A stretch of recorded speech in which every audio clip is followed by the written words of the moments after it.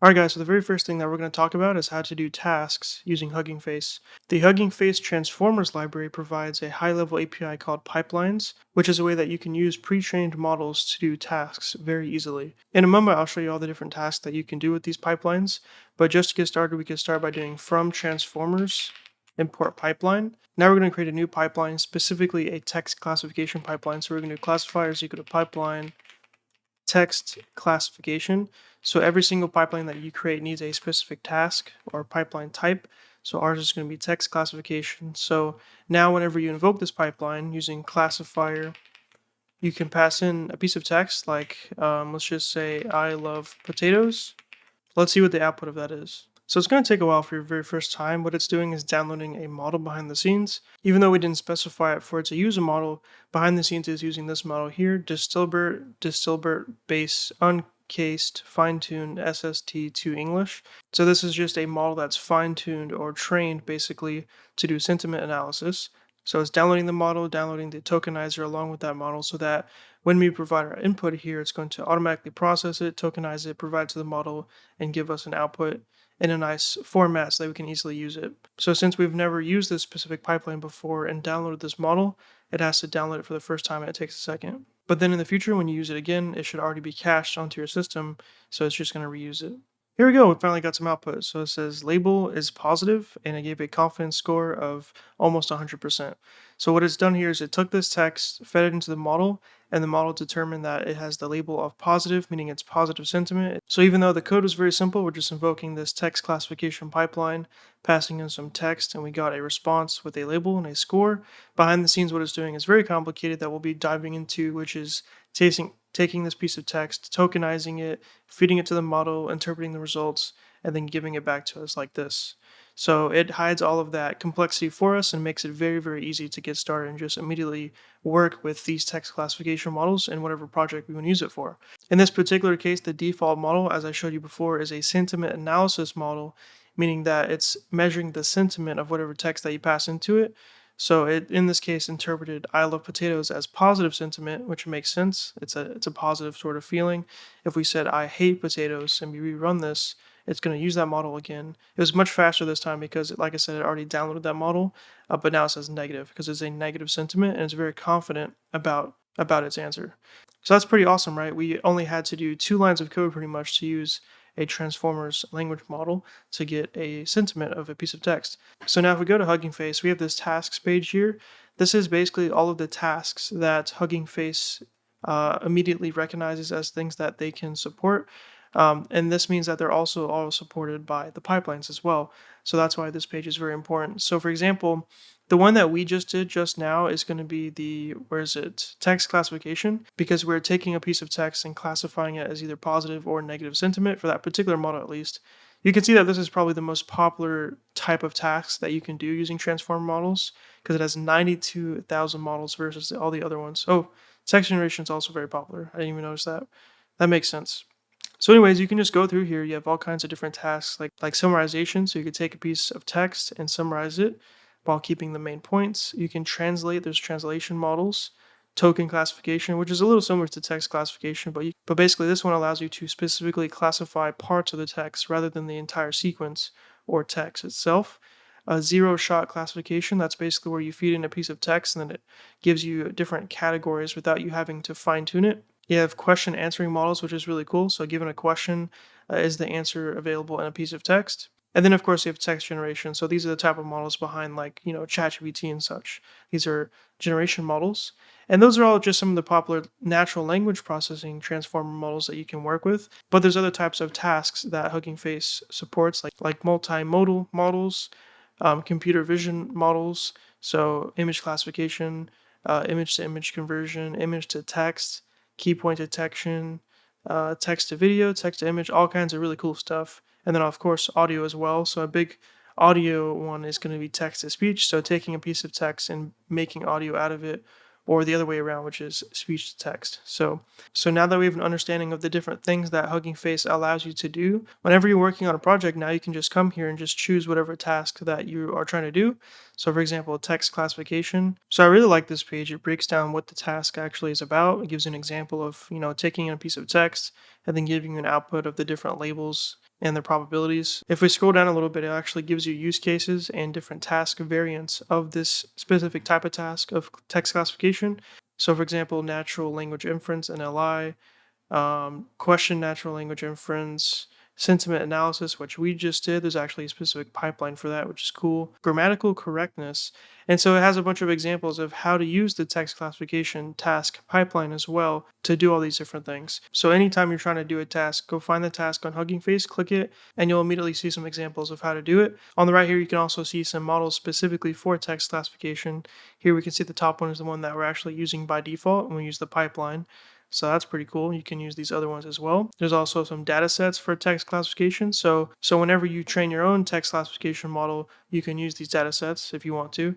We'll see how to do that in the future, of course. Now, our pipeline is not going to be very useful if we use this default model every single time because this is very specific to sentiment analysis. So what you can do is actually specify the specific model that you want to use for the pipeline, and it will use it automatically for you. So another tip is that if you know what you're trying to do and you want to figure out what models are already available for the task so that you don't have to create your own model, you can then go to models, go to Hugging Face models, and you can see on the left here we have all these different types of models or types of tasks that we can do within Hugging Face.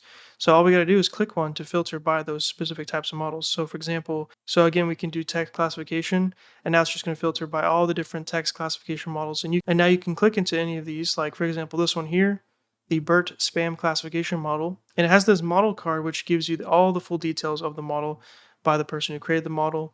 So it's a fine-tuned BERT-based uncased pre-trained model to classify spam SMS. So what this means is that it's basically a BERT model. It's a type of language model that has been pre-trained and then it's been fine-tuned to classify SMS or text messages as spam or not. So read through this. They give you detailed explanations of how to use the model.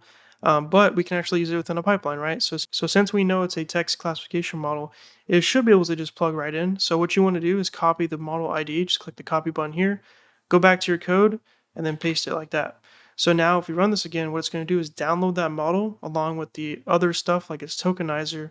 And then when it runs the pipeline again, it's going to go ahead and use that model instead, and then output results that line up with how that model was trained. So since this is no longer going to be a sentiment analysis model, it's not going to output like positive or negative, right? It's going to output something like spam or not spam. So let's let it download and we'll see what it looks like. So the response we got is a label of label 0 and a score of 0.99. That label is not exactly helpful. It's not really correct. It should say like not spam or spam, but in this case, that's just what it provides. You'll have different outcomes with different models, so you can just, swap it out for a different model if you want to, but it does work, which is great. So we can expand this with another example. So we're going to invoke the text classification pipeline again. We're going to make it called spam classifier.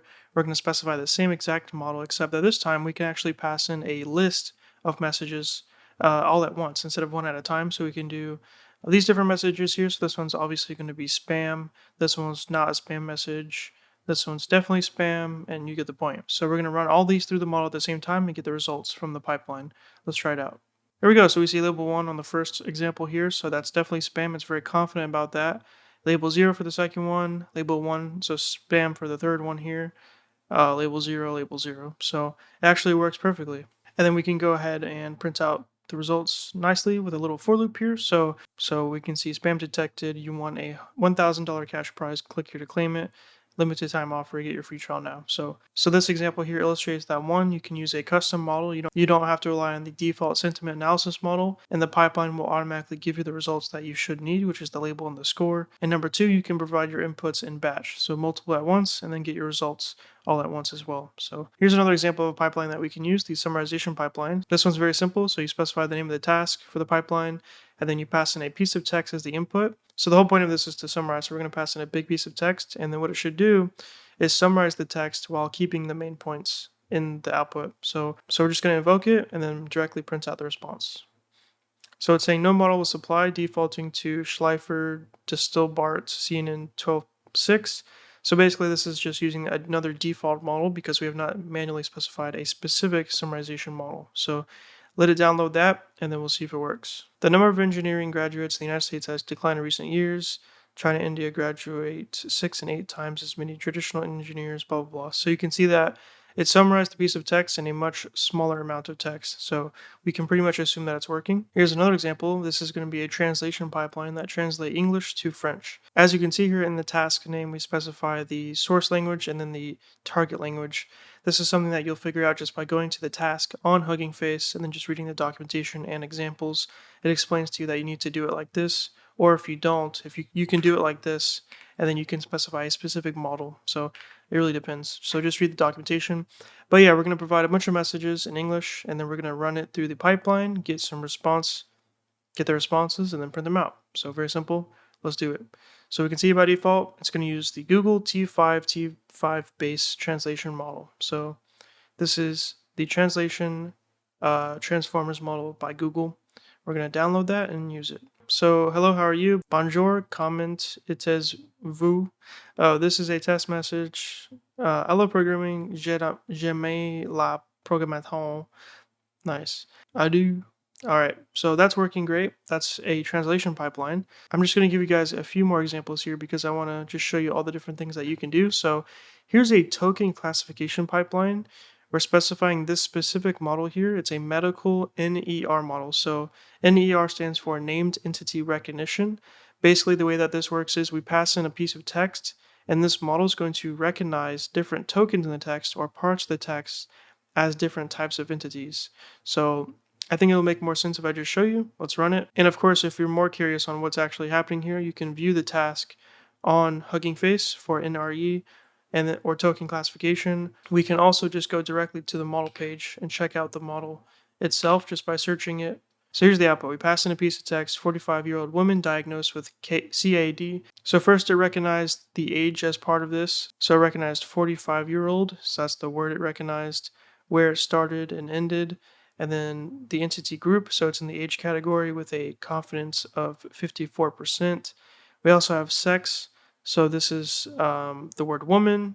It showed where it was recognized here. We also have the specific disease, so it's CAD. So basically the idea behind this specific NER model is that it's able to take in a piece of text and then classify parts of the text into different categories that relate to medical stuff. So recognizing the name of the disease or issue, the age of the patient, and what gender they are. Pretty useful, as you can imagine, for medical applications. All right, so two more examples here. So one is the text generation pipeline. A text generation model is going to be a model like GPT. The specific model here that we're using is Distill GPT-2. So GPT, as in ChatGPT, it's a type of language model, a generative pre-trained transformer model. So the way it works is we're going to pass in a piece of text, and then it's going to add onto that piece of text, generate more tokens onto the end of it to give you a full sequence. So we're passing in other parameters like the max length, so the max number of, I guess this would be tokens probably, and then also the number of return sequences or results. So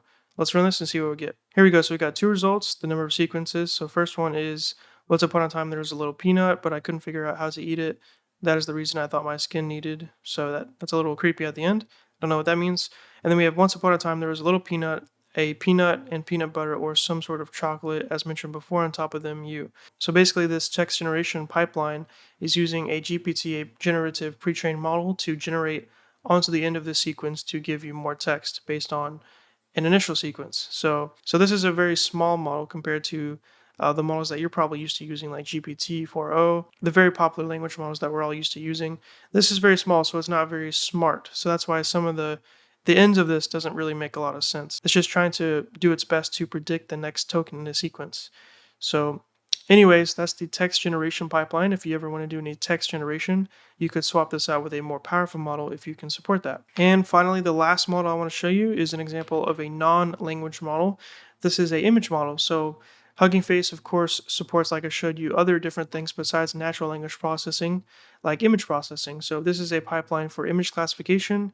All we got to do is pass in an image, and then it classifies it into a specific category. So I've uploaded this image to my notebook, and I'm just going to run it and see what we get. There we go. So I took the image of my cat and classified it. So Egyptian cat was the highest scoring label for this image. We have tabby cat, tiger cat, lynx, and then tiger. So these labels here are very specific because this is a model trained on a very large data set called ImageNet. It's trained on, I think it's like 20,000 class labels or something like that. It's just crazy. So Obviously, if you're trying to make a model for something specific, then you would fine tune it for the specific labels that you're trying to predict, maybe like just a generic cat or dog, right?